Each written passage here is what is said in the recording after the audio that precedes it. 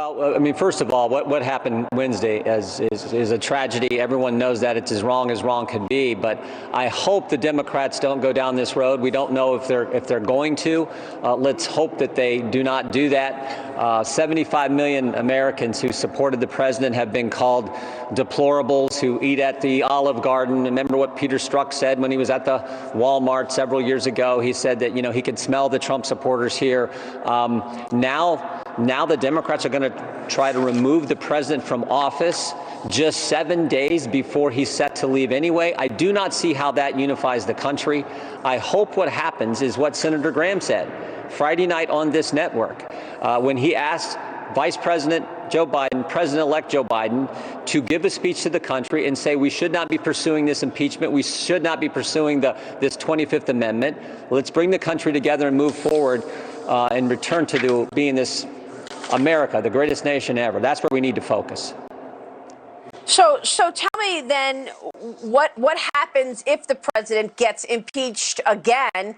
Does that cancel out him running again? I mean, what is the point of this? Wouldn't Joe Biden want to get right to business and start pushing through his nominees onto his cabinet? Right, and also getting the right people into cabinet positions for the safety of the country, for the good of the country. I mean, key positions like Secretary of Defense, Secretary of State, a leader of Health and Human Services. So for the good of the country, I think it makes sense for Vice President Biden to do that, President-elect Biden to do that. But it also is, I think, good for him, good for the country as a whole to help bring us together. As Professor Dershowitz pointed out, I think it's unconstitutional what they're trying to do. So hopefully cooler heads will prevail and we will not move down this path. If in fact there was be a conviction in the Senate, then of course the Constitution is clear that the president can't hold office. But as Mr. Dershowitz pointed out, impeachment is for a sitting president. And the president, if the Democrats pursue this, could not have a trial until after he has left office. So I think it's got real constitutional problems. But most importantly, it's not healthy for the nation. We're at an important point. I'm very concerned about where we're at. I hope we can begin to come back together.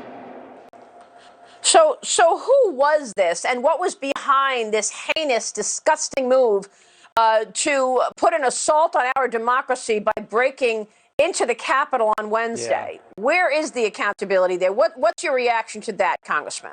Well, how do we move past it? You got to hold the people who did these terrible things accountable, and the law enforcement and the Justice Department is doing just that. You know, people are responsible for their actions, and these terrible actions that were taken, they need to be held accountable and prosecuted to the full extent of the law. Just like we were. Well, one thing about this, Maria, Republicans have been consistent.